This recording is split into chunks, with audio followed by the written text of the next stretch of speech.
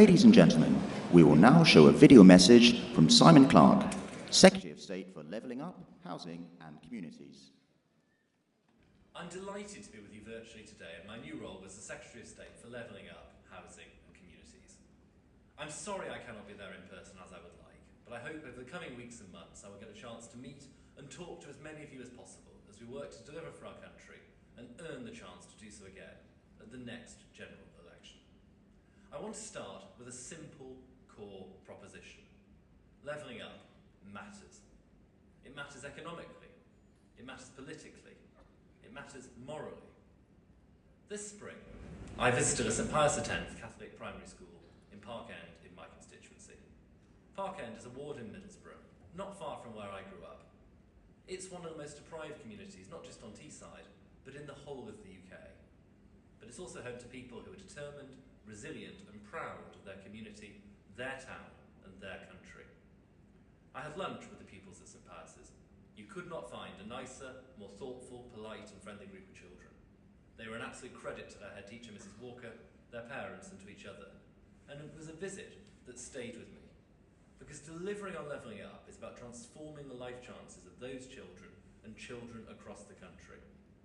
For too long, Middlesbrough has been one of the scores of places across this country that have been associated with economic decline and all the social ills that come with that. High unemployment, higher crime, and lives blighted by the fear of it, and lower life expectancy. I'll return to the Teesside story in a moment, but it has much wider applicability. For Middlesbrough, read Blackpool or Burnley or other northern towns, and not just towns and cities in the north. I could equally well be speaking of parts of Glasgow, or the Welsh Valleys, or Jaywick in Essex, or Hastings on the south coast. Levelling up matters to all these places and more. The task of delivering it is the work of a generation. The prize of delivering it is enormous. If the performance of the bottom performing quarter of places by productivity were to be levelled up to the median, the boost to productivity would be equivalent to a pay rise of around £2,300 for individuals in the poorest areas. Levelling up is about kick-starting growth in the areas where it's hardest, the areas of our country that have been left behind in previous pushes for growth.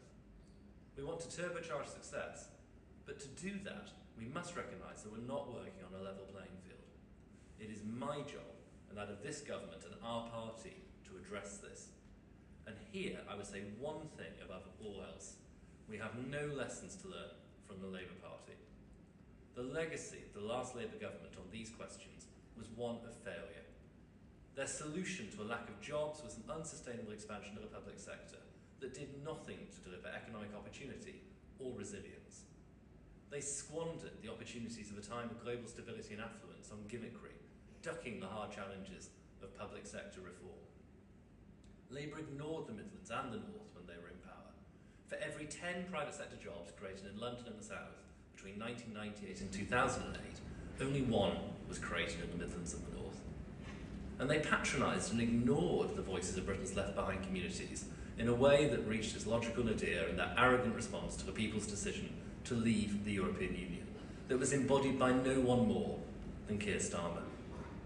Labour is no longer trusted by the places that need levelling up the most. Instead, we give them a chance to deliver for them. And so far, our Conservative government and Conservative local leaders across the UK have made excellent strides in this direction. The work done by my predecessors to get the Levelling Up mission off the ground means we're already seeing tangible change from Stoke to Teesside, and I'm absolutely determined we should continue in this fashion. But we must also go further, be bolder, and be more ambitious.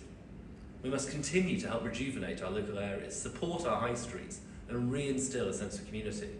But we must also take more fundamental action to unleash our local economies, drive growth, and boost opportunity too. In delivering this agenda, I'm fortunate to have the support of a truly brilliant ministerial team. Paul Scully as Local Government Minister and Minister for London, Andrew Stevenson taking the lead on vital issues like homelessness and supporting Ukrainian refugees, Lee Rowley as Housing Minister working tirelessly to unlock the homes we need, Deanna Davison, my near neighbour in the North East, as Levelling Up Minister, Baroness Jane Scott, our champion in the House of Lords, as well as our whips Nigel Huddleston and Olivia Bloomfield, and our excellent PPSs Jason McCartney and Simon John. I could not be more glad to have their support and advice, and I could not be more grateful to our Prime Minister for making it so clear how much of a personal priority this work is for her. Now, recent weeks should have quelled any doubts about this government's appetite for bold action. Last month's fiscal statement was defined by its ambition and scope, and at DLUC, we're really hitting the ground running. I'm proud that our work on investment zones holds its place on so many exciting announcements that fire the starting gun on our mission to grow our economy. Investment zones represent an amazing opportunity for every corner of our country and illustrate perfectly how this government intends to go further on levelling up. They're a truly exciting and meaningful offer to help accelerate homes, development and enterprise across the UK. They'll bring jobs and opportunity to the areas that need them most, boosting growth on local people's terms. They will roll back the bureaucracy that shackles our local economies to bring homes and jobs to families across the UK.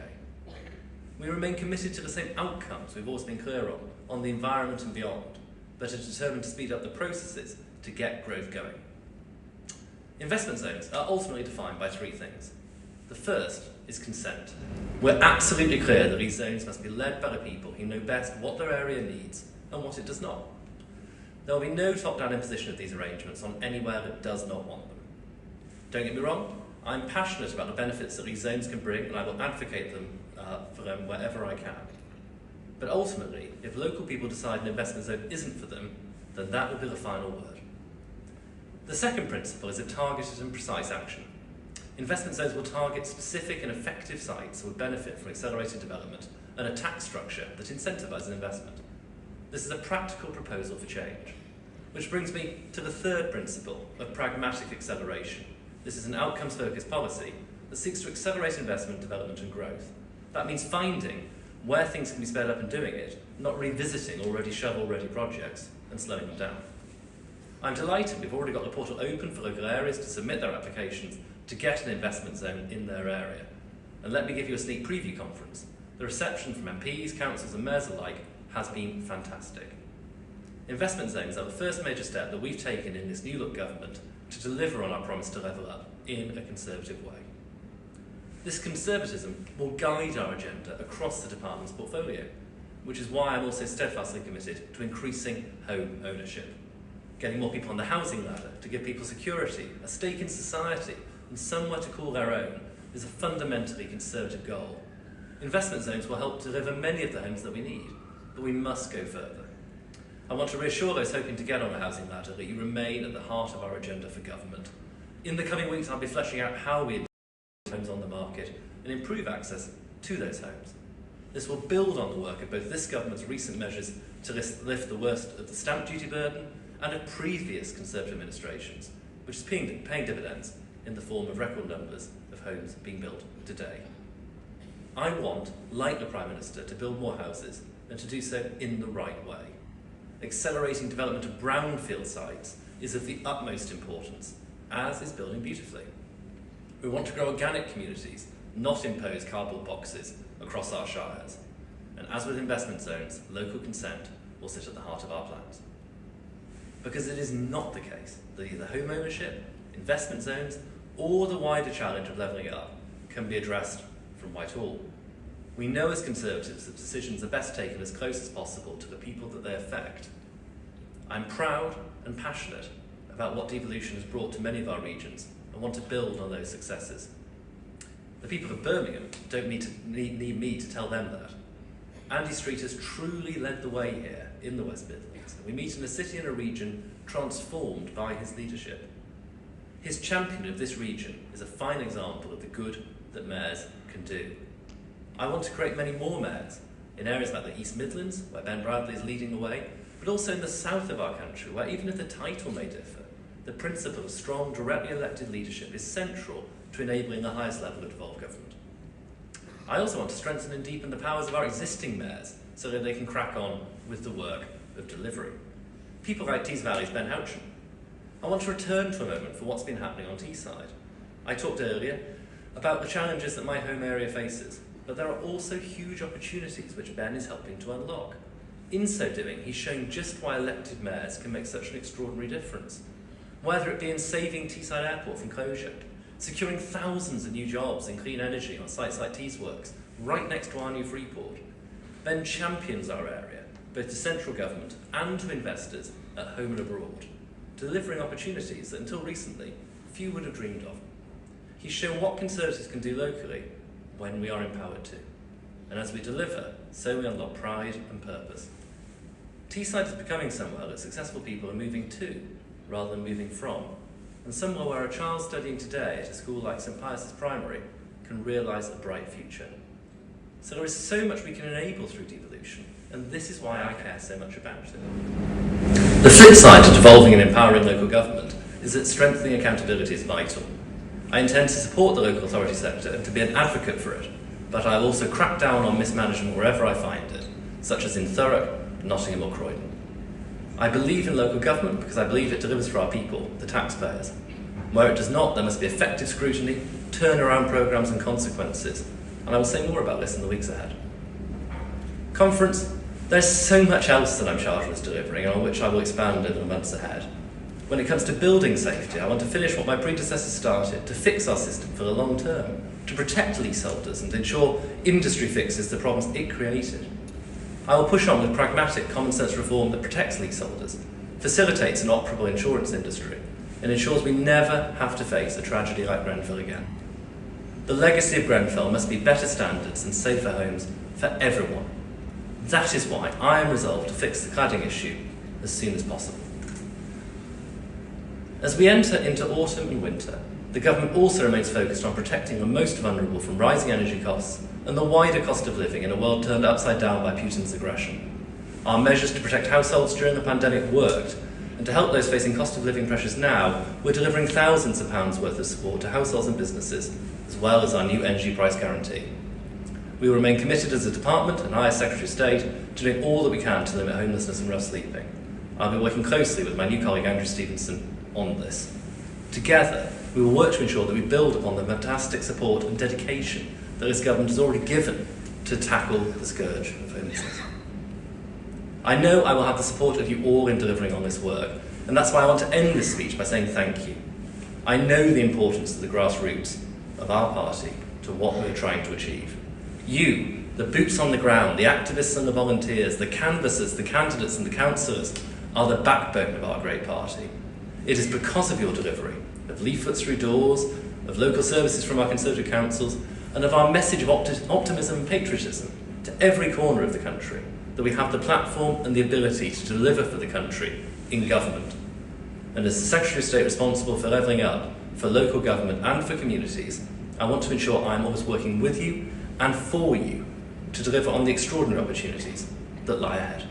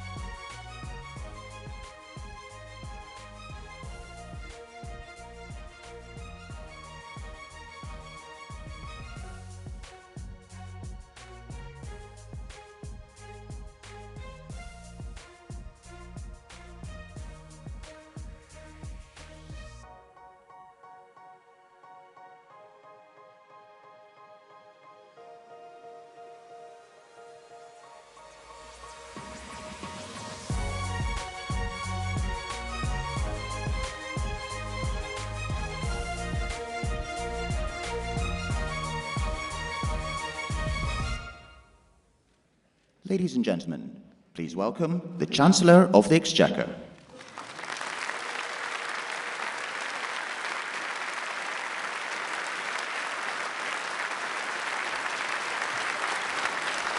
Thank you. Thank you, conference. What a day. It has been tough, but we need to focus on the job in hand. We need to move forward. No more distractions, we have a plan, and we need to get on and deliver it. That's what the public expects. That's what the public expects from the government. But first, conference, welcome back to Birmingham. This is a remarkable city. It has a history of great brilliance. Joseph Chamberlain in the 19th century was an extraordinary civic leader who led Birmingham and the world through the Industrial Revolution. And today, Andy Street is following in that great tradition.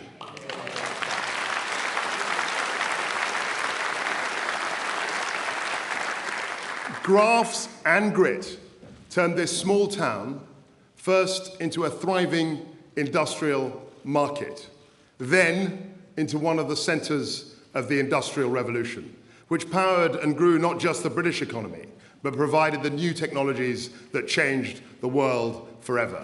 The Industrial Revolution was one of the most monumental transformations in human history, and it began here, with determination and application. Those Britons built a thriving economy. They inspire me today. They remind us that in Britain, with the British people, absolutely anything is possible. Our plan today focuses on the same bold sentiment, the same inspiration, to deal with the challenges of today by giving people the tools they need to thrive tomorrow, to get Britain moving. We have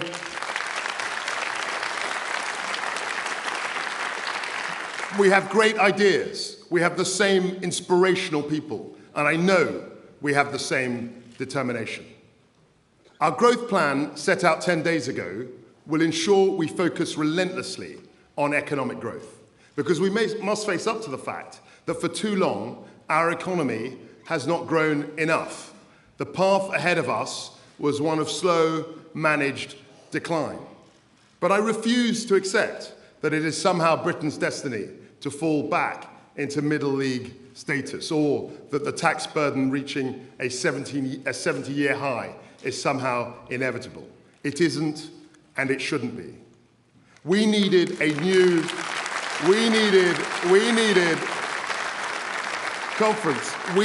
new approach focused on raising economic growth, because that is the only real way to deliver opportunities, to deliver higher wages, to deliver more jobs, and crucially, to deliver that revenue to fund our precious public services. And it is the best and only way of achieving long-term fiscal sustainability. Because it is only by raising economic growth that we will spread opportunity and prosperity to every corner of our country. With economic growth, everybody benefits, and I mean everybody. While we all believe in growth, we as Conservatives also believe that it is an important principle that people should keep more of the money they earn. I don't need to tell you that. I don't need to tell you that. I don't need to tell you that. That isn't radical, that isn't irresponsible. It is a deeply held belief that we all share as Conservatives. We were faced with a 70-year high tax burden. We were confronted with low growth, and the path we were on was clearly unsustainable.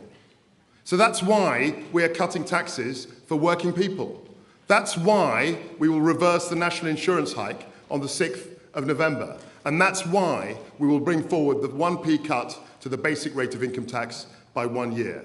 That's why we will take 200,000 people out of paying stamp duty altogether. Taken together, this is what our support will do for all our people. Thanks to our energy intervention, a typical person in a semi-detached property will save £1,150 on their energy bills this winter, on top of the £400 discount. And if they are earning an average salary, they will benefit from an additional tax cut of around £400. That is almost a £2,000 saving this year alone. But I can be frank, I know the plan put forward only 10 days ago has caused a little turbulence. I get it. I get it. We are listening and have listened. And now I want to focus on delivering the major parts of our growth package. Because with energy bills skyrocketing, a painful COVID aftermath, war on our continent, a 70-year high tax burden, slowing global growth rates, and glacially slow infrastructure delivery, we couldn't simply do nothing. We can't sit idly by. What Britain needs more than ever is economic growth, and a government wholly committed to economic growth. That is why we will forge a new economic deal for Britain, backed by an ironclad commitment to fiscal discipline. More businesses.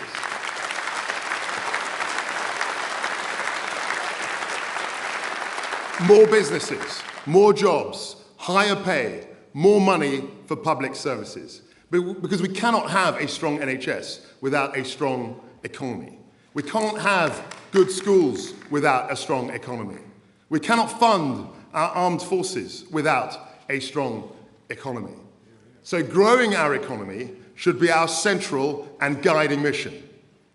With this plan, we are aiming for 2.5% annual trend growth.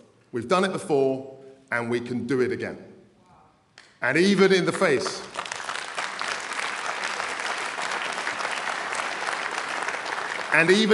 of extreme volatility in global markets, with major currencies wrestling an incredibly strong US dollar, and longer-term trends from demographic change to climate change, we will show that our plan is sound, that it is credible, and that it will increase growth. That is our pledge to the people of this country.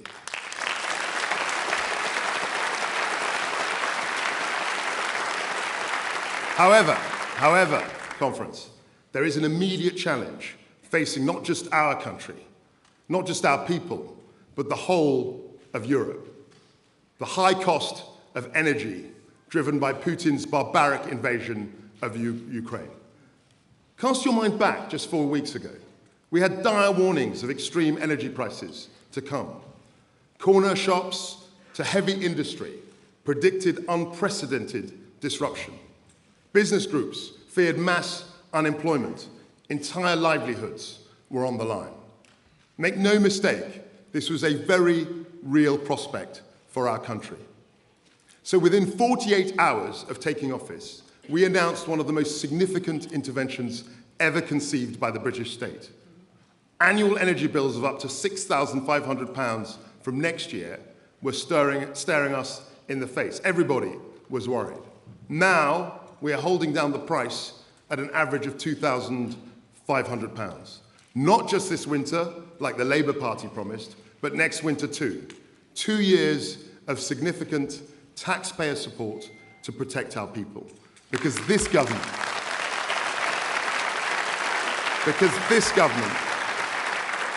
will always be on the side of those who need help the most.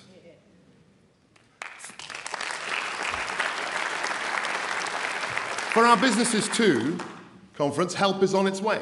A local pub could save £3,100 a month, cutting their bills by 40%. And we've also frozen alcohol duty. Make no mistake, this is a monumental support package to protect millions of families and businesses from devastating price hikes unleashed by Vladimir Putin. There is no doubt that this is a substantial intervention. But we had no choice. Doing something was simply not an option. We couldn't just cross our fingers and hope for the best. The price of inaction would have been far greater than the cost of the scheme. We will deal with the short-term shocks caused by Putin, but we must also go for growth to ensure we are much more self-sufficient. We will tackle the mistakes of the past to ensure the UK can never again be blackmailed by people such as Putin and his like.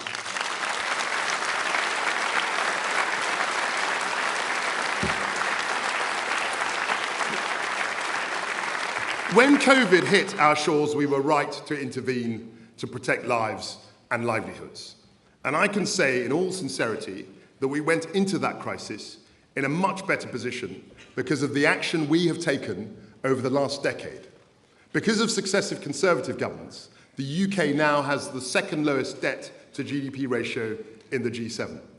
And throughout this urgent endeavour of ours to protect Britain from high energy costs, and in response to the urgent need to grow our economy, we have taken the appropriate action. Our entire approach will be underpinned by a strong institutional framework which enhances growth in our country, including our independent Bank of England and Office for Budget Responsibility.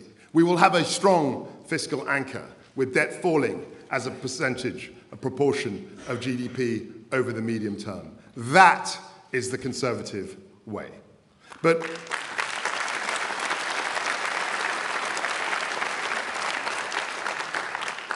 today we face new challenges. And in addressing those challenges, we will act in a fiscally sustainable and responsible way. That is why, shortly, we will publish our medium-term fiscal plan, setting out our approach more fully. It will set out how we plan to get debt falling as a percentage of GDP over the medium term. And I have asked the OBR to publish a full economic and fiscal forecast alongside our medium-term fiscal plan. There is no path to higher sustainable growth without fiscal responsibility. Conservatives have always known this, and we know it still. And it is because we are Conservatives that we remain absolutely committed to being serious custodians of the public purse. This is what defines us and separates us from the Labour Party. But conference, to grow the economy, we really do need to do things differently. We know that it is our towns and cities which drive much of our economic growth today. Business investment, skills, science and technology, infrastructure, housing, energy supply, strong financial services. These are the key ingredients for higher economic growth and well-funded public services. I had the great privilege of being business secretary for nearly 2 years. I visited every corner of this country. I saw the creativity, the drive, the entrepreneurial spirit. We have to celebrate our entrepreneurs, our business people, our job creators, people who are taking risks. But I also saw where government got in the way of progress. My job now is to free that potential. This starts with investment zones. We will empower local areas to do things differently, just as here in Birmingham. We will liberalise planning rules, releasing land and accelerating development. We will cut taxes for businesses in those zones. We will accelerate tax reliefs for new structures and for new buildings. We will provide relief on investments on plant and machinery. We will lower taxes which stop businesses hiring and skilling up their workforce. That is an unprecedented set of incentives for business to invest, to create jobs, to build right across our country. And it will start right now. Conference, we will get Britain moving.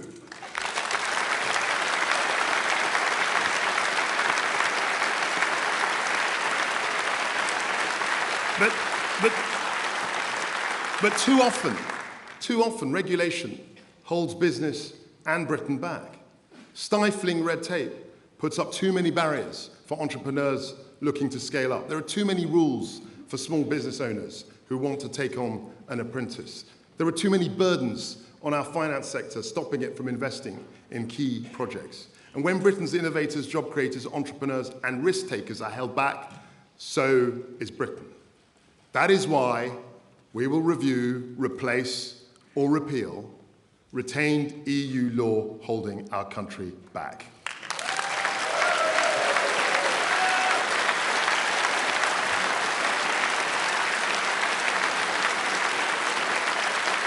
We will also speed up the delivery of infrastructure and promote house building to create a true home-owning, shareholding democracy. Unapologetically and emphatically, we will get out of the way to get Britain building and on its feet.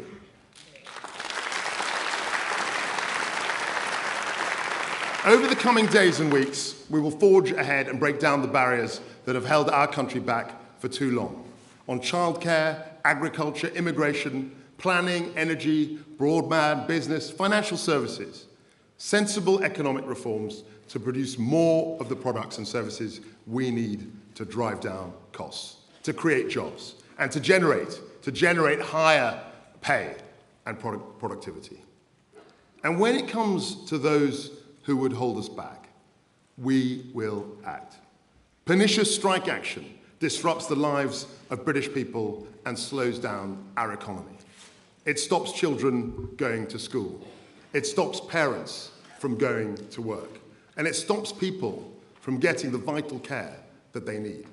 Action which slows down our economy cannot be the policy of any serious party serious about growth. And a party which is not serious about growth can never be considered fit for office.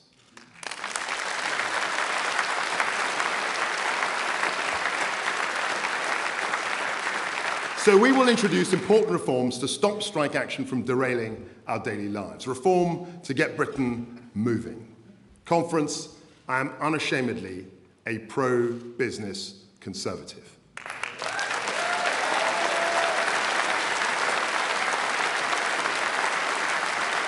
I know that the interests of business and hard-working families are not in conflict. They are aligned. When businesses thrive, they create more jobs, they raise wages, and they contribute more for our public services. Rather than bashing business, we are backing it. That is why we need to make our tax system simpler, more competitive, and pro-growth. So we will reverse the planned increase in corporation tax, ensuring we have the lowest rate in the G20. This will plough almost £19 billion a year back into the economy. That's £19 billion for businesses to reinvest, to create jobs, and raise wages. We will reverse the reforms to IR35 that have added unnecessary complexity and cost for so many businesses.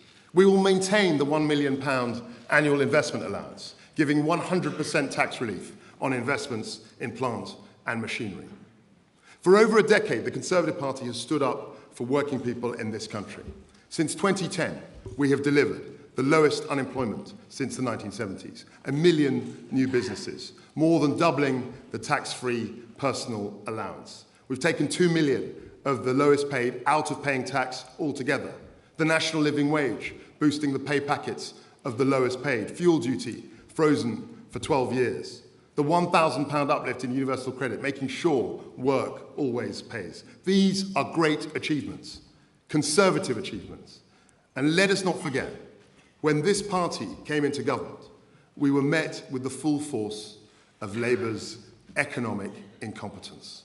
No money left, taxes raised, record unemployment. We reversed that story of national decline. But even after 3 election defeats, they still haven't learnt their lesson. The Labour Party would have you believe that every penny you earn should go straight into the government's coffers. The Labour Party believe that they know how to spend your money better than you do. The Labour Party believe that they can tax their way to growth. We don't believe that. We believe in low tax, high growth, and fiscal discipline. We are conservatives.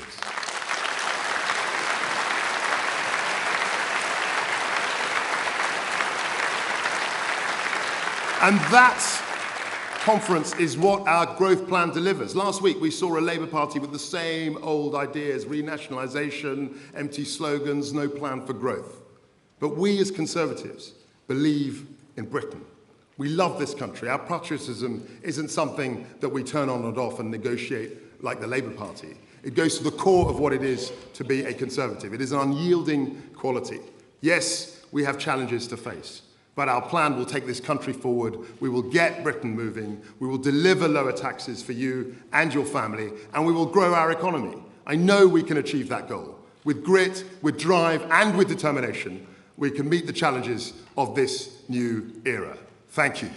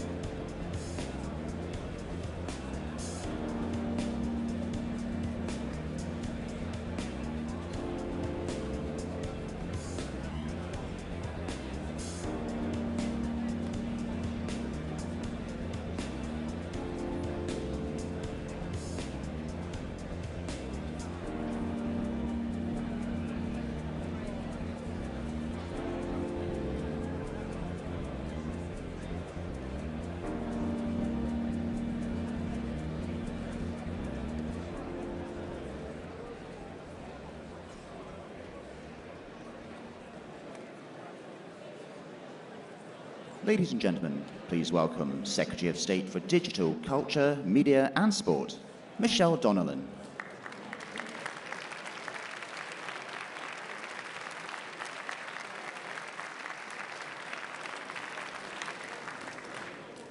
Thank you, Conference. It is an honour to be here as the Secretary of State for Digital, Culture and Media and Sport, along with my team of fantastic ministers.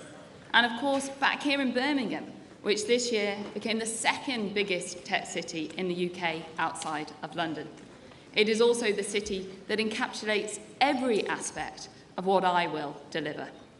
Whether that's promoting British sporting excellence on the world stage by hosting the Commonwealth Games, or helping to fuel the tech industry in the West Midlands, where an extra 52,000 new jobs will exist by 2025. The success is already being seen across the country and will be turbocharged under this government, the boldest Conservative government in a generation.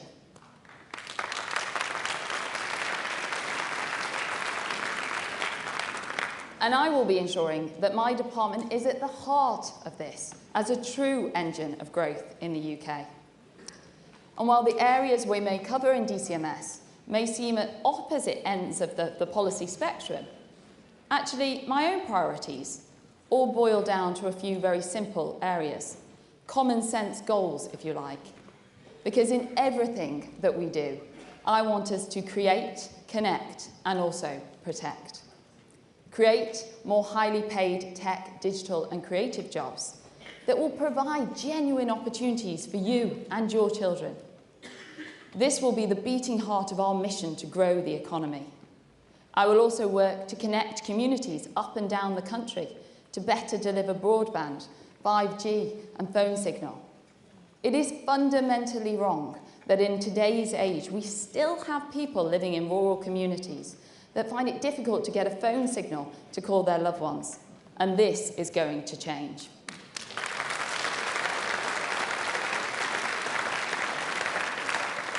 And finally, I will protect our children, our values, and our history. And that is why I'm coming forward with strong, common sense, conservative solutions that will deliver on these problems. And at the heart of everything that I do is making people's lives better by driving up economic growth, and that will be the department's priority. But to create jobs, to connect communities, and to protect our British values, we do have to be unashamedly conservative. As the Prime Minister said, from the day one, in fact, we are the party that understands the need to grow the economic pie rather than simply slicing it into thinner pieces. Where we see the Labour Party squabbling over how to divide the wealth, we, the Conservatives, are getting on with the job, creating the wealth. And this includes creating more wealth and prosperity through our tech, through digital, through cyber, through our cultural sectors, through arts, through tourism. But there remains a significant amount of red tape in our way. Red tape that, as a newly independent nation freed from the EU bureaucracy, we can tailor to fit our country's needs. And one example of this is GDPR, which we obviously inherited from the EU. And its bureaucratic nature is still limiting the potential of our businesses.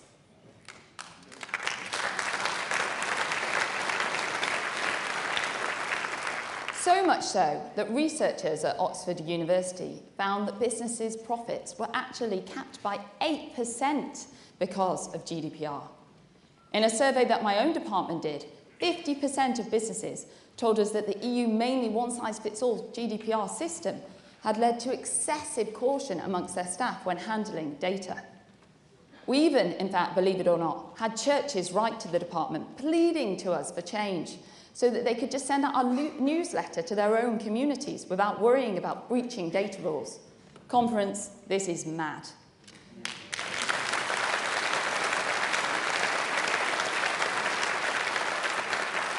Many of these smaller organisations and businesses only in fact employ a few people.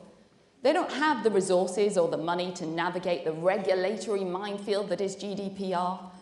And yet, right now, in the main, they're forced to follow this one-size-fits-all approach the same one-size-fits-all approach that applies to multinational corporations. This is just not right, and it is certainly not conservative.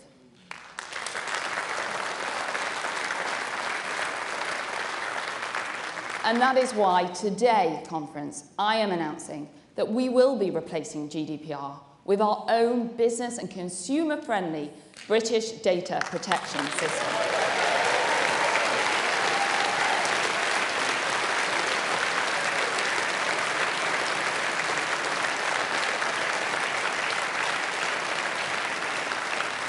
Our plan will protect consumer privacy and keep their data safe, whilst retaining our data advocacy so that businesses can, of course, trade freely. And I can promise to you here today, conference, that it will be simpler, it will be clearer for businesses to navigate. No longer will our businesses be shackled by lots of unnecessary red tape.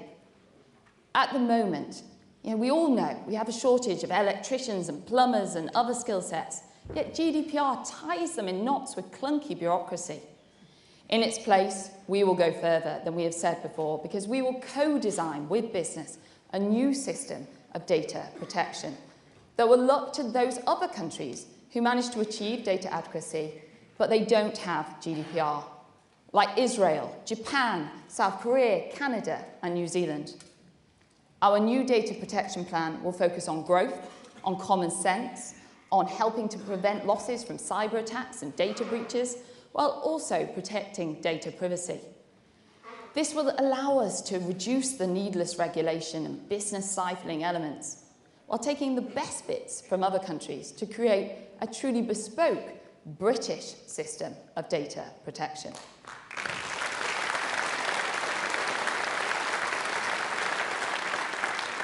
But let me be clear, this is not another wave of legislation on business.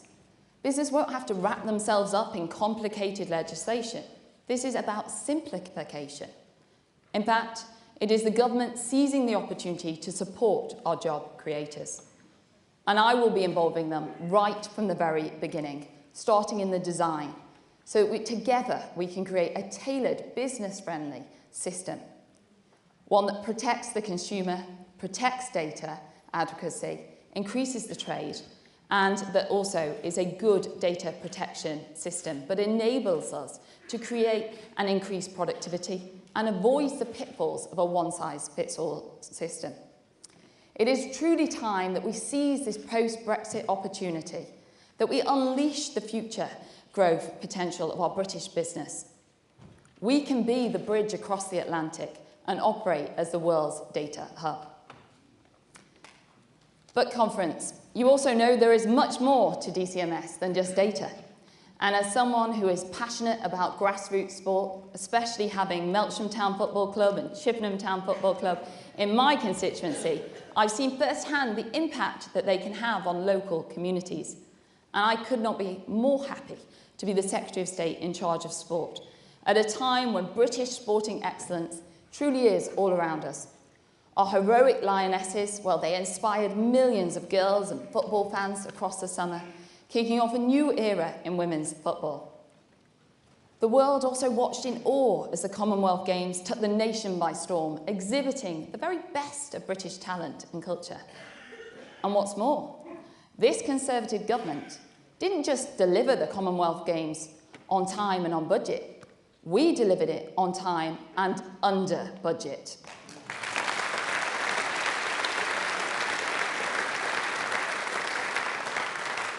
Over 60 million under, in fact. And today, I am delighted to announce that we are going to invest that money to really cement the legacy of the Commonwealth Games back here in the West Midlands, investing in pro-growth legacy projects for the people of West Midlands and working with our driven, our passionate delivery machine for the West Midlands, Conservative Mayor Andy Street.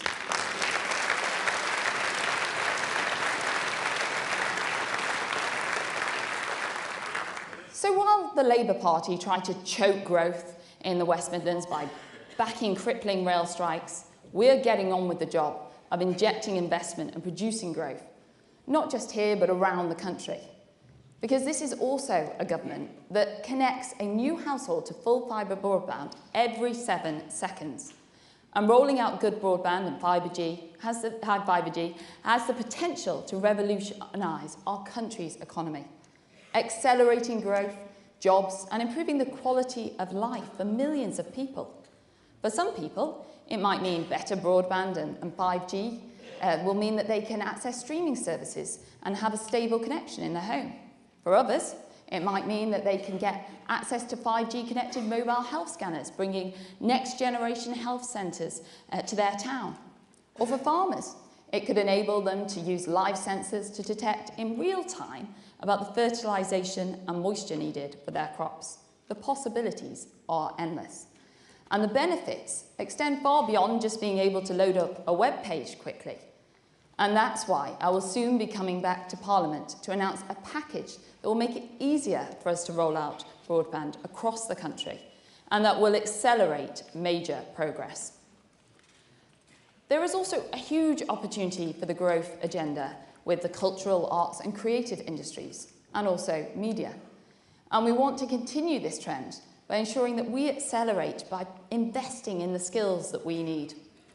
And also I want to take this opportunity to thank the BBC and all of our broadcasters for the excellent coverage and tribute that they gave to Her late Majesty the Queen.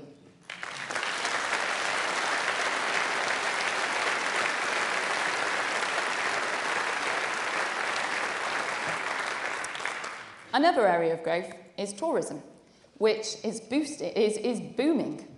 By reintroducing VAT tax for shoppers from overseas, it will boom even more. And we will replace the old paper-based system with a modern digital system that will come into place very soon. Now, the final part of my plan for DCMS is built on the soundly conservative principles of protecting the things that we love, rather than tearing them down. As a former Children and Families Minister, I know firsthand that there is no greater duty than protecting children, especially as they browse online. Our party is founded on the principle of stronger families, and a stronger family means a stronger country. And as a basic building block of a strong family, I would argue it is ensuring the safety of children.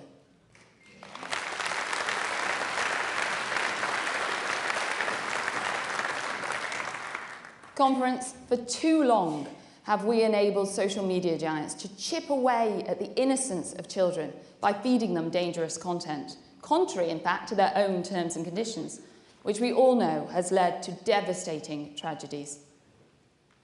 Last week, there was the inquest to Molly Russell. It further highlighted the horrific failure of social media companies in terms of their ability to put children and young people and their welfare first.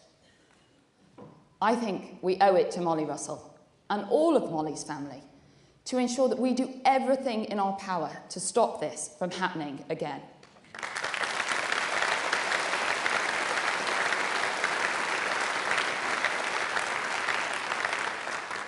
Our online safety bill must be the answer, and I will make sure that the bill's key objective really is ensuring that social media companies protect children online.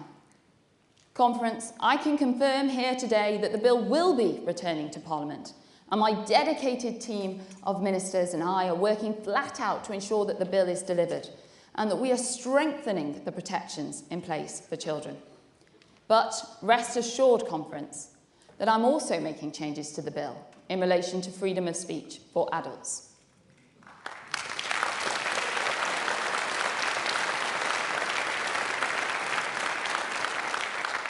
I am the minister that brought forward the Higher Education Freedom of Speech Bill, and so I know just how vital it is that we get this right and that we ensure our rights in terms of freedom of speech and freedom of expression really are protected. And there needs to be more accountability, of course, and there needs to be more transparency for users. So I will be bringing forward these measures in the bill to ensure that this is the case. Freedom of speech underpins our very British democracy. We are, in fact, a country with a long history of supporting and exporting free speech. In many ways, Britain is the home of free speech. It is the beating heart on which all of our freedoms rest. So let's remember, protecting children online and protecting the free speech of adults do not need to be at odds with one another.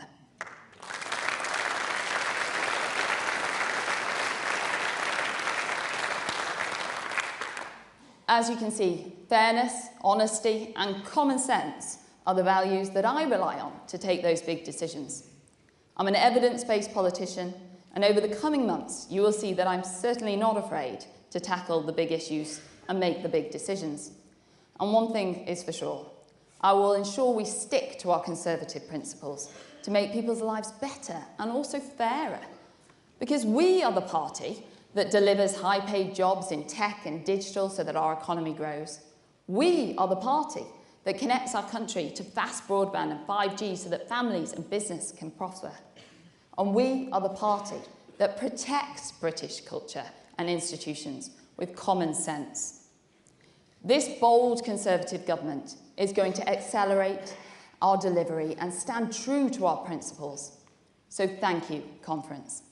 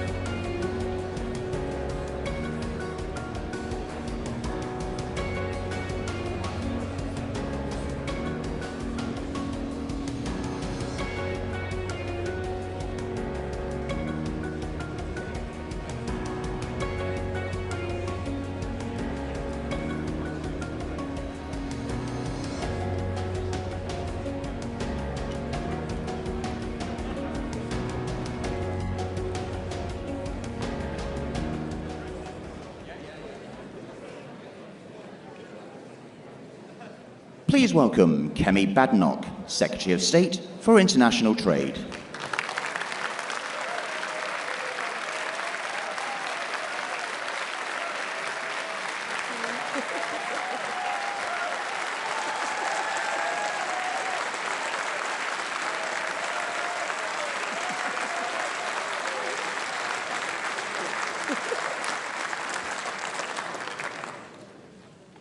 Hello, ladies and gentlemen. I'm not Kemi Badenoch, obviously. I'm Liam Halligan. I'm from GB News. I'm also a long-standing columnist in the Sunday Telegraph, and I've been asked by Kemi to host a Q&A session with her so you can get to know her a little bit better. We've only got 20 minutes. I think I can see the clock somewhere. So let's kick off. Kemi, I think the first time you took the stage at the Conservative Party conference was in 2017. You were the warm-up act for the Prime Minister, no less, Theresa May, in Manchester. Certain things happened in that speech, like letters falling off the set and so on, which meant perhaps you didn't get the headlines you deserved. But you'd already made a mark in politics. You came into the House in 2017. You'd given your maiden speech on Brexit. It was a very fast elevation to centre stage of the Conservative Party, but you'd been in politics for quite a long time, hadn't you? Yes. I think you first stood against Tessa Jowell in 2010. Yes. Sorry, what's the question? So the question...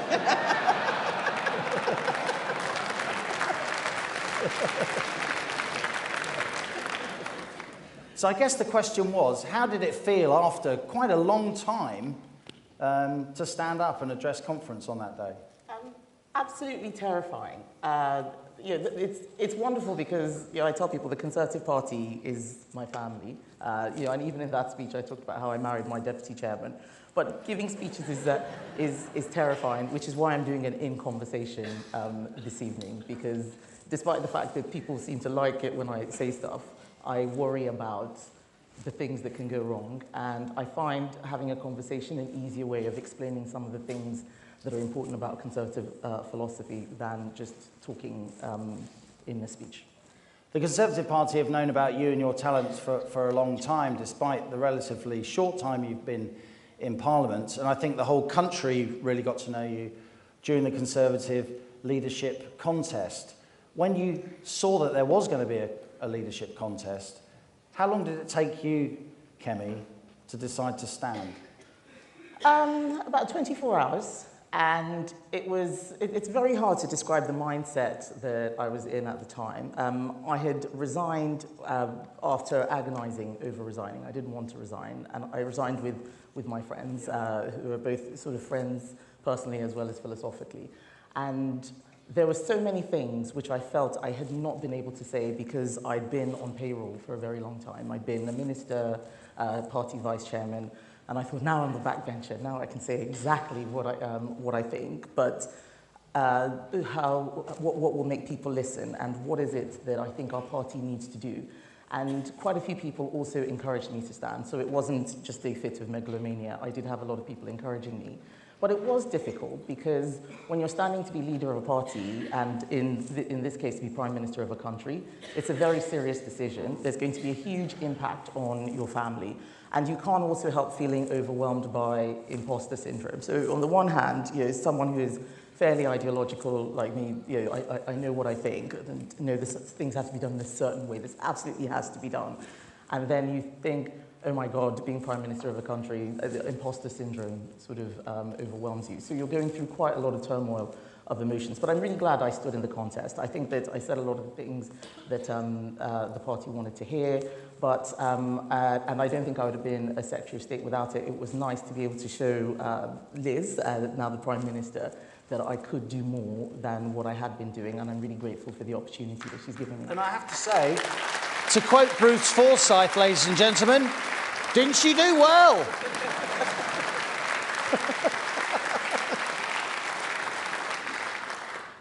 Tell us a little bit about your early life. You were born in the UK, but then you very quickly went back to your family in Nigeria. It wasn't just a passing thing. You spent your childhood in Nigeria. You had a properly African childhood. How did that impact your political philosophy, your ideology? How did that impact your drive to get to the top of British politics? Significantly. Almost everything that I think is formed from having grown up in a developing country. And I mean, my political philosophy is probably Roger Scruton plus Thomas Sowell, for those of you who know who those authors are. I'm a child of both of those two men. That's what I think about the world. And growing up in Nigeria meant that I had experiences that can't be taken away by poor arguments. So I was born into a relatively wealthy family, but we lost all our money. So people are often confused when I talk about growing up in poverty, but I experienced both, which means I'm terrified of inflation, because inflation wiped away everything that my... And you understand financial insecurity. Exactly. In a way a lot of people in our political class and our media class don't. Precisely. So it's informed a lot of my economic views, my views on authoritarianism. I grew up under a military government, so loving freedom and being free to be able to do things and think for yourself is really, really important. I mean, when I was at school, there was one particular military government where if teachers were late, they got flogged on the streets before they got to the school, not just the students. It was such a contrast to moving to a place where freedom is really important. But also even things like free trade and learning that you can't buck the market, you know, the iron laws of supply and demand. You would get, you know, export controls and capital controls, and all of a sudden the currency would go haywire. So a lot of very strong views on economics, but also even, and I know that it's been covered a bit, some of the comments I've made in earlier panels about immigration. My views on immigration were formed by my father, who was a GP, not being able to hire medical staff, because all of them had come here or gone to the US. And we need to be very careful about what we're doing to other countries in the way that we think about migration. Migration is, I don't think we should talk about immigration as if people are economic units. They are more than that. And when people come to a country, there is a contract that's being made about joining an existing society, and we need to think about it more broadly rather than people come here to work and make us wealthier or look after our elderly. There's something more that's going on, and I'm hoping that we can have a much better conversation about immigration than the one we've been having in this country. And I speak as a first-generation immigrant, so I know that there are a lot of things that's probably easier for me to say than others, and I think that I should use my voice to have a civilized conversation about what kind of country we want to be.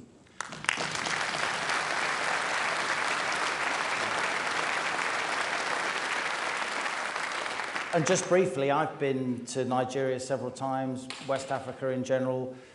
Nigeria is an incredibly dynamic, entrepreneurial place. It's full of very, very, very talented people, but it's also a place which, with all respect, and I say this with a lot of respect for Nigeria and West Africa in general, it needs leadership. And I guess that's another lesson that you learned from living in Nigeria. Yes, good leadership, a respect for institutions, a respect for the rule of law, all of the things that make the United Kingdom great.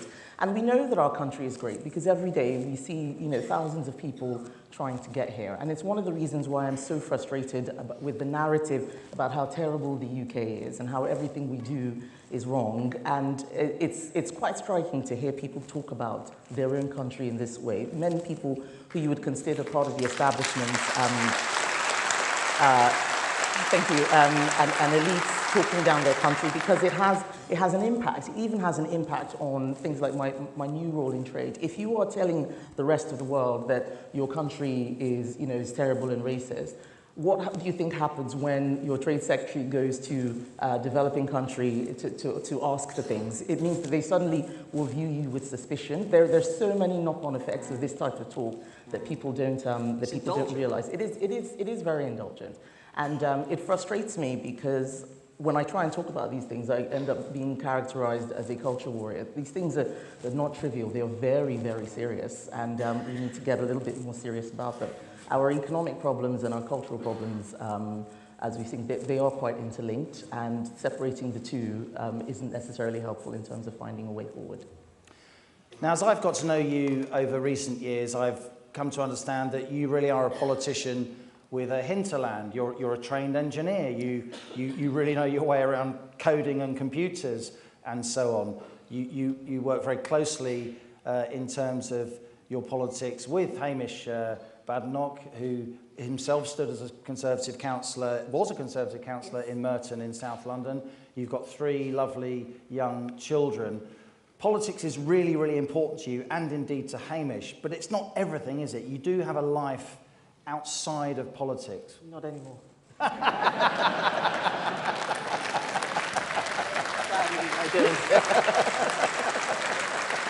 It's just my family and work, really. Yeah.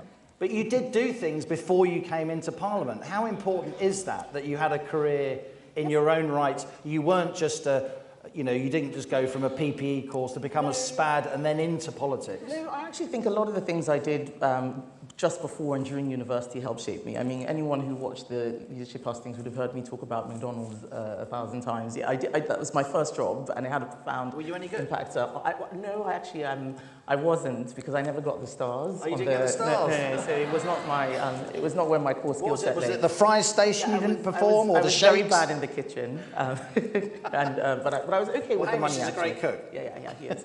And so jobs like that, having grown up, as I said, in a family that was wealthy and didn't have to do things like that, that really shaped me. And I had to do lots of temp jobs. I had an apprenticeship before I went to university. So all of those things influenced me. And then after my degree, going into software consulting and working in banks, it just sort of gave me a little bit of a broader sort of job history before politics. But you made your way into politics, onto the candidates list. Many people here and Conservatives across the country will be very grateful for that. I think somebody called Francis Maude played a role. Yes, so Francis Maude, actually, it was my trade minister. I don't know if I thought you were going to ask me questions about trade, Liam. We're coming to it. Okay, fine. So actually, I met a man at a party, a Christmas party for the Young Conservatives, whose name's Conor Burns, and he said, "I think you're amazing, you should meet the party chairman," who was Francis Maude. And Francis Maude said, "Oh, you should really think about becoming an MP." And it's really funny because Conor Burns is, of course, now my junior minister in Department for International Trade. We won't make that mistake again. But it's fantastic having him working with me, because I actually wouldn't be here if we hadn't had that conversation. I went into that room, I didn't know anybody. And it's one of the examples of how our party is so welcoming to so many people. And just having somebody say, "Hello, who are you?" and have a conversation. And then 17 years later, here I am. You do now have a big, hefty role in Cabinet, the trade portfolio. I think you were in the States last week, yes. Trying to drum up business for the UK, banging the drum, as you say. Tell us about what you want to try and achieve during your time as Trade Secretary, Kelly. So the Prime Minister has given me a mandate. You all know that we have a growth plan, and the Department for International Trade is integral to that plan, and I'm going to do everything to help her deliver on her agenda. I fully support the Prime Minister 100%. I think that we do. I do. I think we do need to make sure that the Conservative message around the economy is one that doesn't get lost in a lot of the media storms that we see.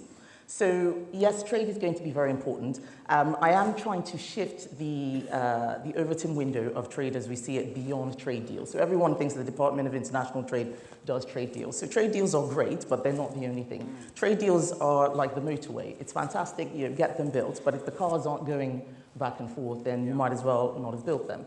And the going back and forth is exports and investment. You know, we have a new investment minister, Dominic Johnson, who I'm delighted to hear has joined the team with James Duddridge and Conor Burns. And I think we're going to be a fantastic team. But we're going to be working not just on signing deals, but making sure that people are actually using them, making sure that our businesses are able to get their goods out there, that people want to invest in the UK. And what I learned in the US is that people really love our country. They think that this is a safe place for them to invest their money. The US is the single biggest investor in the UK without a trade deal, 459 billion. And 17% of our trade. Absolutely. 1.5 million Brits work in, go to an American company every day. So trade deals, yes, they are essential, but actually making sure that we stop people from creating new regulations outside the trade deal that will harm our businesses. It requires quite a lot of day-to-day dialogue. It's not exciting. A lot of it's very technical, dealing with the WTO, but it makes a difference to everyday people. It helps businesses grow, and it means that we continue to develop our reputation in the world. And so that's what I'm going to be doing as Trade Secretary. Even before Brexit, of course, the majority of our trade was outside of the EU. We were unique in the EU in that sense, which is one reason why the customs union, in the eyes of many, I know you, wasn't suitable for the UK. But of course, Europe remains, doesn't it, a major trading partner. So I guess you'll be spending quite a lot of your time talking to EU members as well. Yes, that's right. And just because we're not within the single market doesn't mean that there aren't other things that we can do. So, for instance, I know that we have an investment partnership that we're working with Norway on, for example. There are loads of individual partnerships that we can have. And even though the US is not doing any trade deals at the moment, we are able to have a memorandum of understanding with states. So we can do mini trade deals with the 50 states of the US. And one of the things that I'm more worried about is that the entire world is becoming more protectionist. Whether it's the US focusing on Buy America or other countries subsidizing their markets, you look at what China is doing. We need a level playing field in order to have good free trade. And trade is not just, the primary purpose of trade in my view is as a tool for prosperity, but it's not just for prosperity. It's also a tool for security. When you look at food security or even energy security, our trade policy is going to have an impact on how we live our lives far into the future. What are the critical minerals that we need to get to ensure that we can build electric vehicles, for example? Are we going to get locked out of those regions because China and Russia got there first? We mustn't allow anything like that to happen, and it's going to require a very front-footed trade team and a trade policy from the UK that is global and outward-looking, but making sure that we still stay in a close relationship with our existing allies.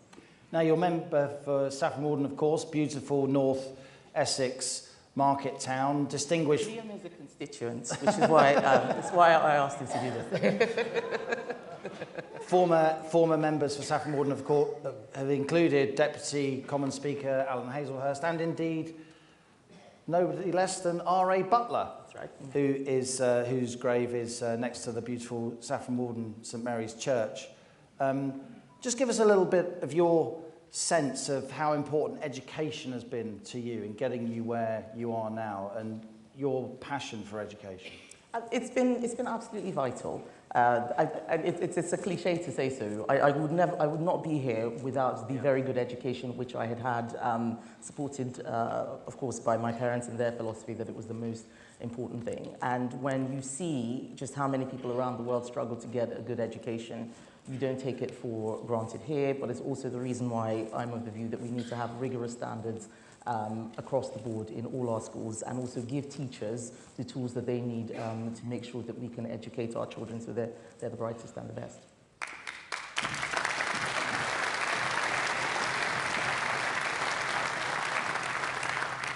Last couple of questions, Kemi. The penultimate question is this. Identity politics, it is something that you speak out on quite often, though I know very strongly you don't want to be identified with that. Your talents and interests go far, far broader. But how have we got to this point? How have we got to the point where there's contention over definitions of what a woman is and so on? I think a lot of things have happened at the same time, but what I would say is that many of the people, not all of them, but many of the people who have the views that are at odds with the way we Conservatives see the world, is that they are trying to fill a void. And I remember being at an event where I had spoken and I met these very young ladies who people would call woke. It's not a word that I actually use. I think it trivializes what is going on. So if you see me being quoted as using the word woke, know that I probably didn't. Fake news. Yeah, except for now when I just used it. But we had a long conversation, and after the argument, I could tell that they weren't really solid in what they were thinking. And I asked them, well, why do you think this? And one of them said, because I want to feel like I'm a part of something important.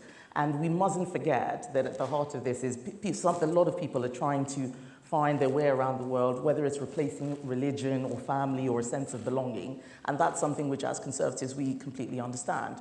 The problem is that on top of this, there is an activist class of people, and we know who they are. We see them outside chanting at protests, and they're at every protest with the Socialist Worker Party banner, and they exploit, actually, the issues that a lot of people have to attack what I would call our conservative and liberal values. It's not only conservatives who are under attack. In fact, if you look at many of the issues the gender critical women have faced, it's mainly people on the left. So I think that there's something missing.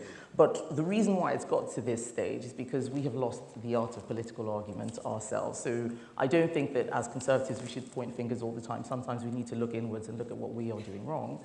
And one of those things is actually not making the argument enough, sometimes conceding where we shouldn't concede, or worried that people might think that we're bigots or one phobe or the other, and not say the right thing. It's absolutely important to be true to our convictions and make the argument in as civilized a manner as possible, and also actually force people to say what they mean. Thank you. We need to be more precise in our language as well. A lot of the difficulty. More courageous? More courageous, more precise, get people to say what they mean. Quite often we're having two totally different conversations.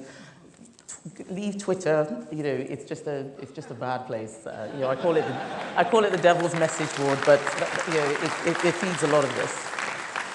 And also, and I do consider myself on the liberal parts of the conservative wing, but I think sometimes people don't understand our views of liberalism and liberty, and they think that it's the freedom to do bad things. And we must make sure that when we're talking about freedom, it's not the freedom to do bad things, it's the freedom to live your life as you choose while respecting the dignity of others, and always being cognizant of those who have a different point of view.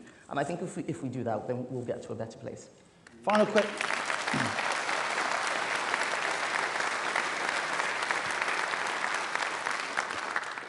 question, Secretary of State, because we are almost out of time. I know from conversations with you and indeed with the Prime Minister and Chancellor over many years that you share with those two a lot of the same values about the economy, about how we get growth going, the importance of growing the cake rather than arguing always about an existing cake. I think it's fair to say recent days have shown the difficulties of getting that message across sometimes. So how can you, the whole cabinet, the whole party, when activists go out knocking on doors and so on, how can they bring the country with them when in terms of putting forward this growth plan and making it stick? Well, first of all, as a party, we need to get behind the Prime Minister, because if we don't do that, then none of that we need unity, and we need to be able to have dissent in a grown-up fashion. I think that whenever people have problems with policy, I think there's a way of communicating it and not necessarily rushing to the first TV studio to let everybody know how angry you are. And some of the people who've done this are my friends, but it's not helpful for the whole party, so the party needs to come together. But we also need to remember who our real opponents are, and that's the Labour Party. And we are not here to fight ourselves. So if we make sure that we make our arguments very clearly, and the Prime Minister did say yesterday that we didn't lay the groundwork for it. So we need to communicate better, and that's something that I take as a personal responsibility, explaining what our party's policies are and doing so in a way that resonates with the general public. But the fact is that we have not been growing in this country. We have a high GDP, but we have a low GDP per capita. America's is 17% more than ours, for example. So we do need to do something about growth. And one of the things that worries me is that there's so many people out there who are willing us to fail that we can end up just losing the argument and losing the country if we aren't sort of more courageous about explaining why what we're doing is right. It's also, yes, explanation is key, but it's also, it is morally right to go for growth, because if people don't have any growth, they won't have any homes, they won't become capitalists, they won't become homeowners. We need to be able to create something for our future, and that's why growth is important. It is not an end in itself, it's a means to a better quality of life for everybody, and that's what we're fighting for. Well,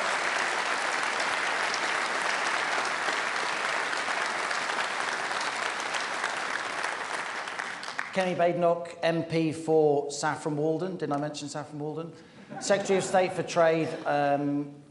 I've really enjoyed talking to you today. Thanks to you for asking me. Thanks to GB News for giving me time off in a very busy day. Ladies and gentlemen, Kemi Badenoch.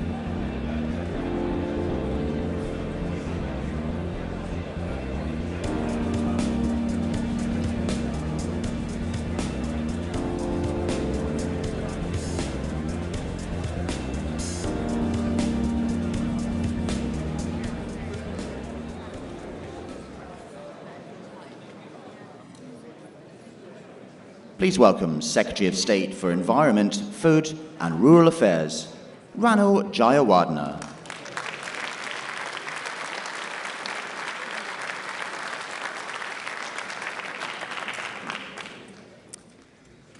I am delighted to be standing before you today as your Secretary of State for the Environment, Food and Rural Affairs, and it is a great privilege to serve you in this role, because I was raised in a rural county, the county that my family and I still live in, the fine county of Hampshire. Some of you are in the audience, the northeast of which I represent today. It was when I was at Hook Infant School that I learnt how soap used to be made, and I began to speak up against whaling, which loopholes sadly still allow today. It was at Hook Junior School that I championed recycling before separate curbside collections existed and everything was going to landfill. Like our Prime Minister, I'm proud to say that I was an environmentalist before it was fashionable. Having grown up in northeast Hampshire, I understand the issues faced by those in rural communities too. I will be a champion for all who live in the countryside, the length and breadth of our nation. And I look forward to visiting farms, businesses and charities across the country, including in Shropshire, PDM Produce, where I was yesterday, Mondelez in Bourneville, who I will be visiting on Wednesday. And thank you to everyone who has given me such a warm welcome already, here in Birmingham, across the West Midlands too, even if the same can't be said of Twitter. There is much to do, and I have been put here by the Prime Minister to deliver. At DEFRA, we're all about EFG, the environment, food and growth. And I am delighted to have a great team who are getting on with the job. Trudy Harrison as your Minister for the Environment, Mark Spencer as your Minister for Food, Scott Mann as your Minister for Growth, all ably supported by Lord Benyon as Minister for International Nature and Biosecurity, and Lord Harlech, Darren Henry, Laura Farrist and Anthony Higginbotham in the Whip's offices and as my parliamentary private secretaries. And as we all get on with the job, top of the list, key to unlocking everything that we want, is growing our economy. Though our opponents would like to pretend otherwise, a strong, healthy environment and a strong, healthy economy are not incompatible. In fact, they are perfect partners.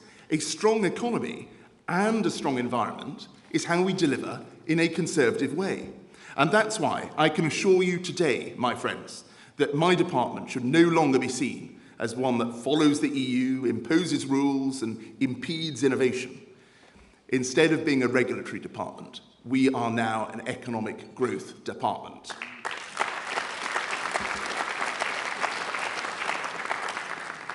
Food and drink is our largest manufacturing sector. It's bigger than automotive and aerospace put together, with a presence in every constituency across our great country. The opportunity for growth is enormous, and it will bring jobs, skills and prosperity to people across the nation. Now more than ever, we know the importance of food security. It is crucial for our national resilience, and we must boost it further still. British food and farming are the best in the world. Premium products that should not just be enjoyed at home, rather they should be championed around the world. And here at home, we should be able to buy British with confidence and with pride. Yes. But to do that, we need to tighten up our labelling. We have some of the highest animal welfare standards in the world. Shoppers vote with their feet and choose to buy British for just that reason. And yet, did you know that Danish pork, processed in Britain, can be sold as British? We don't have to bow the knee to every bureaucratic Bonaparte in Brussels anymore. Haven't we taken back control? That is why we are working with supermarkets and producers to improve the data that they collect on where our food comes from. And we will launch new British labelling so that the people of our great nation can have confidence that anything labelled as British is British.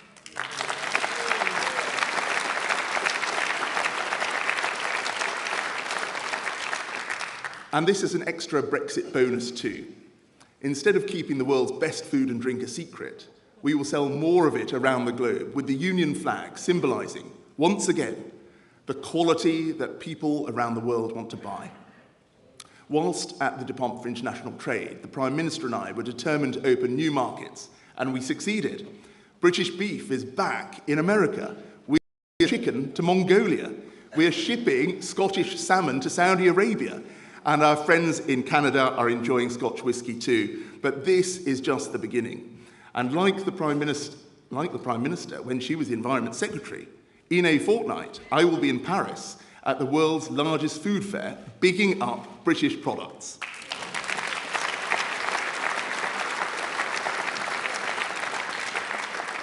I will be working very closely with my friends at Trade to make sure we are capitalising on every export opportunity for our premium produce around the world, at premium prices that our farmers, fishermen and food producers deserve.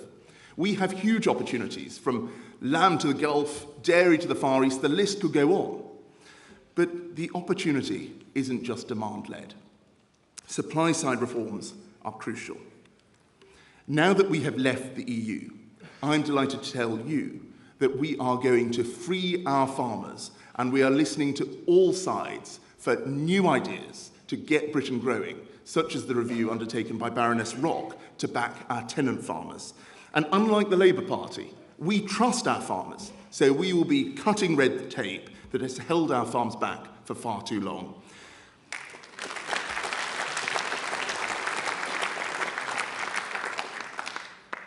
We announced in our growth plan that we would review farming regulations, but contrary to what you might have read in some corners of the media, we remain committed to our environmental schemes that support our farmers as they look after our countryside. But the truth is that some rules in the past didn't do what they set out to.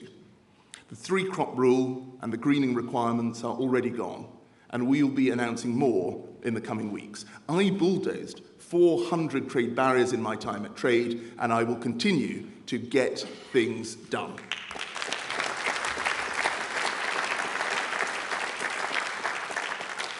We must look to the future too. We will use our new grant schemes to support farmers and food producers to invest in the technology that will boost their productivity and profitability. The technological advancements being made in the agricultural and horticultural sectors are astounding, producing more food whilst using fewer resources, including water. And using less water is vital. It has been a long, hot summer, with crop failure being a very real worry. We need a little rain, and when the rain comes, we need our flood defences to be strong to protect life and property. But we also need our watercourses and beaches to be safe and sewage-free.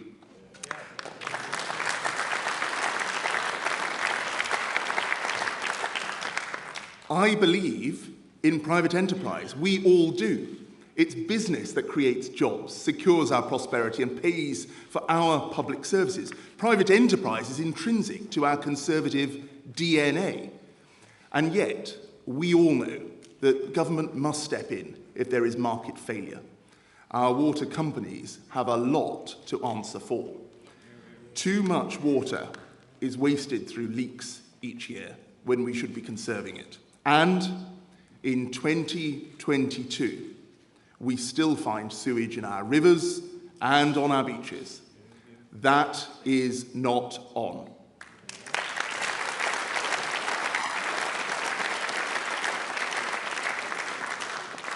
On my first day in office, I met water company bosses to give them their report card. They caused 62 serious pollution incidents in 2021. I'll be polite, could do better. And I asked them to write to me with their plans to accelerate investment in infrastructure. They did, and now they must deliver. Privatisation has put in £170 billion of investment into our water infrastructure already, and the private sector will now put in another £56 billion more. If they don't deliver, there will be consequences. I can confirm to you today that I will be taking forward plans to lift the Environment Agency's maximum civil fine for each individual breach of the rules from up to just £250,000 to up to £250 million.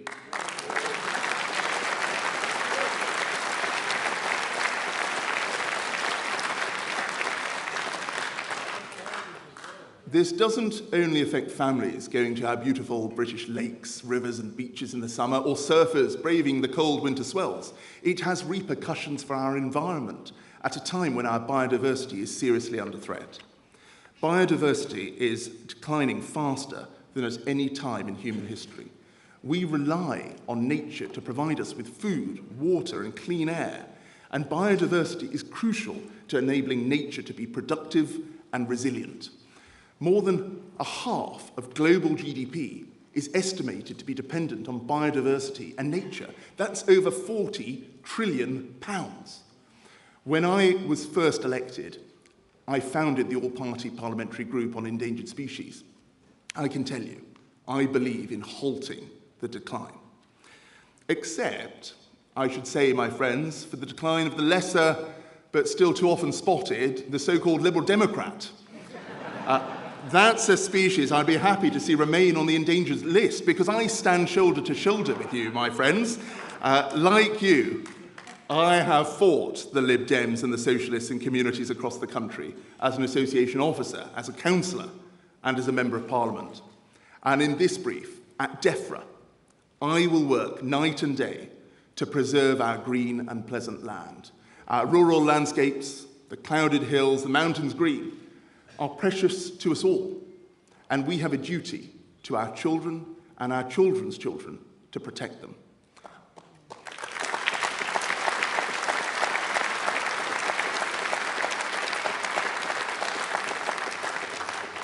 I will honour that duty, and I will not let leftists who seek to divide us undermine that collective responsibility that we all share to protect the environment, because it is this Conservative government that has put in place world-leading targets to halt the decline in nature by 2030, with particular thanks to the hard work of my immediate predecessors, George Eustace and Theresa Villiers.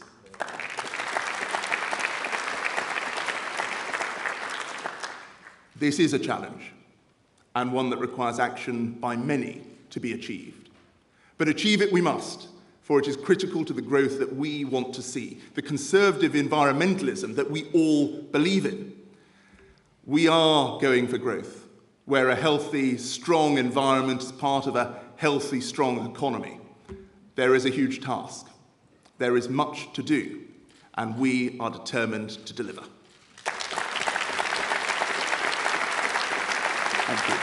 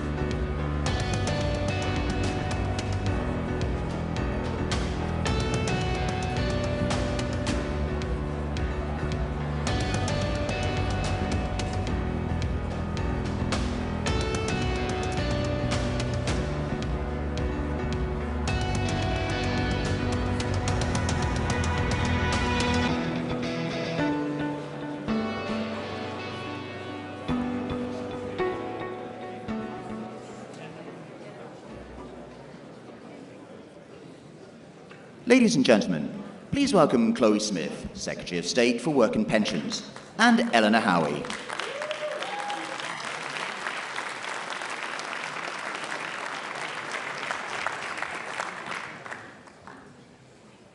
Good afternoon, everyone. It's a pleasure to be here with you this afternoon and to have this opportunity to speak with you. My name is Eleanor Howie.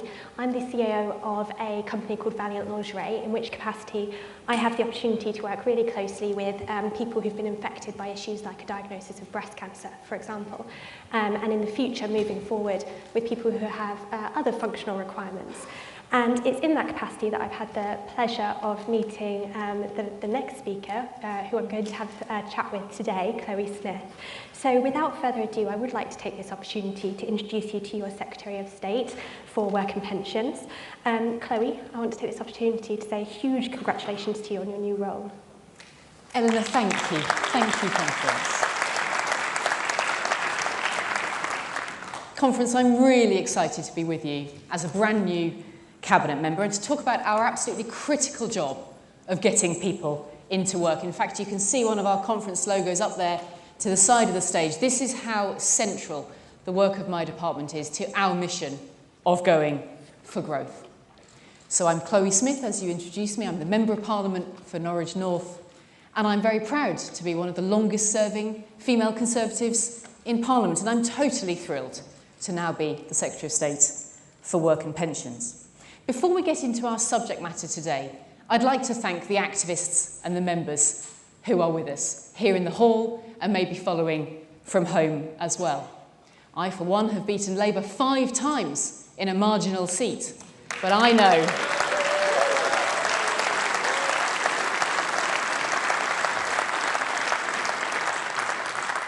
that can't be done without you. So thank you to all of our members and activists and voters and supporters. And the same is true up and down our country.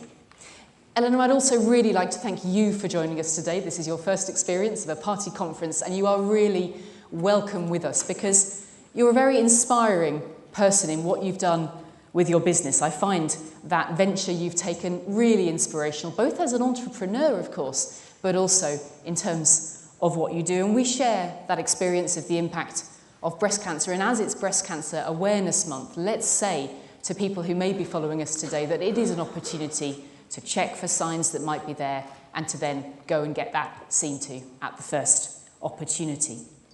I think you also show how women can carry on with confidence from what may then follow. And I want to use my role as the Secretary of State for the Department for Work and Pensions to also help people to return to confidence and to return to work when that's right for them. Maybe they'll even consider following your steps into setting up their own small business.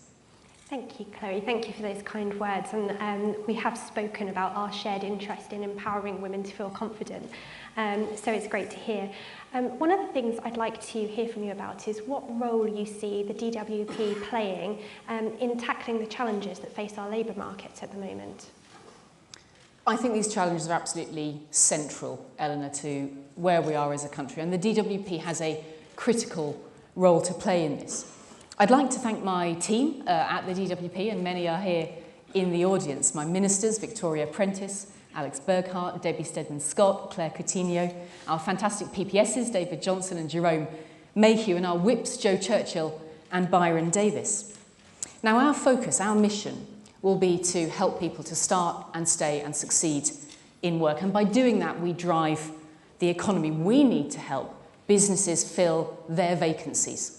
Now, there may well be people in the audience here today, especially as it's Business Day at Party Conference, who have had direct experience of this. You may be sitting here having run your own company and thought, I need talent, I need to be able to recruit and to retain.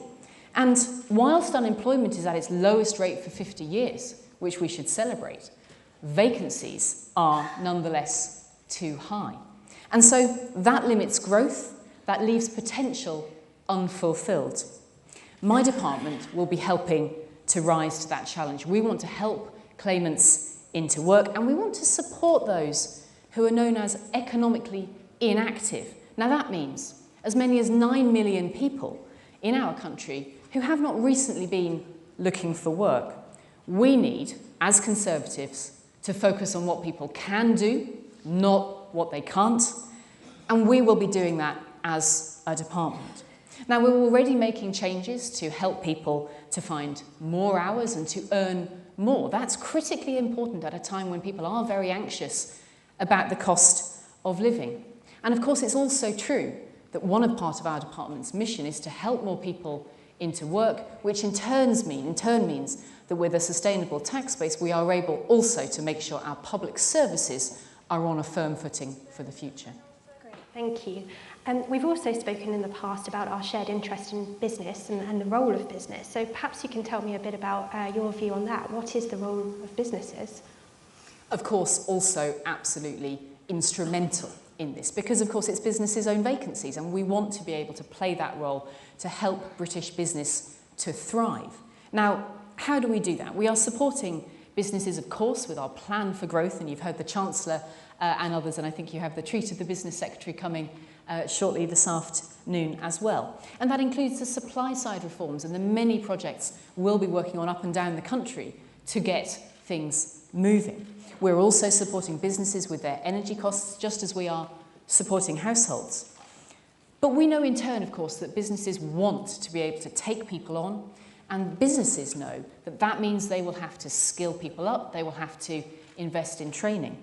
I would also point out the virtuous circle between health and work, and this is something my department will be absolutely focused on doing, because work is very good for one's health, and health is critical at work, and businesses know this, I think, for their employees.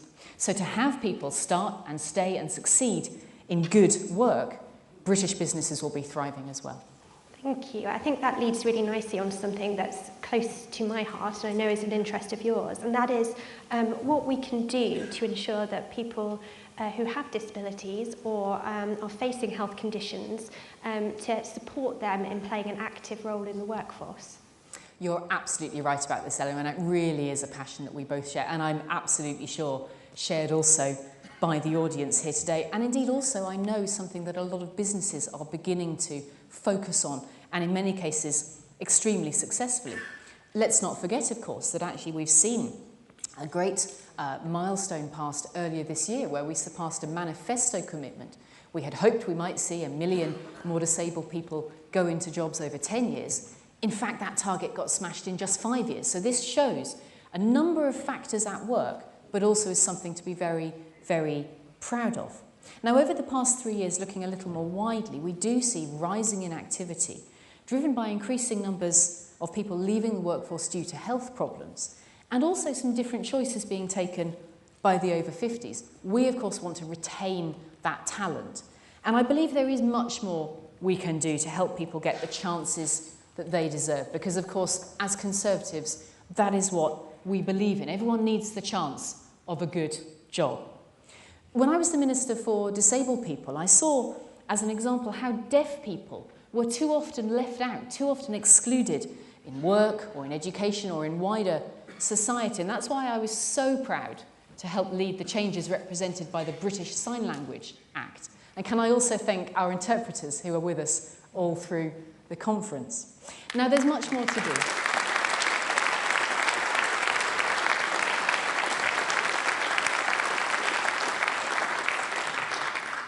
There is much more to do, and that's why we'll be shortly bringing forward our Health and Disability White Paper, in which we'll be looking at how we can make sure that wider support is there and that we look to transform our disability benefits to encourage people to be able to take up the opportunities that are right for them. As Conservatives, we believe nobody should be left behind or written off, and that's why disability employment is so high up my agenda. Thank you. I'm really interested in what you're saying about retaining talent as well. What are you doing to support pensioners and older workers so that we're making sure that we don't lose that leadership expertise and those years of accumulated knowledge from older people? You make a really great point, and I suspect there's a great deal of that knowledge and experience here in this room and listening into this conversation, because this is absolutely critical. As we are living longer, as we are enjoying fuller lives, I hope, then this becomes an absolutely central point, and it's something so important to businesses as well, because for the reasons we've discussed, businesses are seeking to fill their vacancies. They want, of course, to bring on talent throughout every stage of the workforce, but that absolutely means making sure that older workers are respected and valued. So in my department, we are stepping up the support that we're offering to job seekers over the age of 50. We're investing indeed an extra £22 million to help tackle joblessness in that age group. Also, we are mindful of the wider support that's needed, and so we have confirmed that pensions will again be supported by the triple lock. And I can say today that as part of continuing what we've done with our broader cost of living payments to help the pensioners, to help the disabled people, to help those on the lowest incomes, we are making the next payment in the month of November, and I know that will be welcome news to many. We do understand that these are very anxious times for people. We know that people are struggling with some of the costs that are rising, and that's why protecting the most vulnerable is a vital priority for me and to this government. Thank you.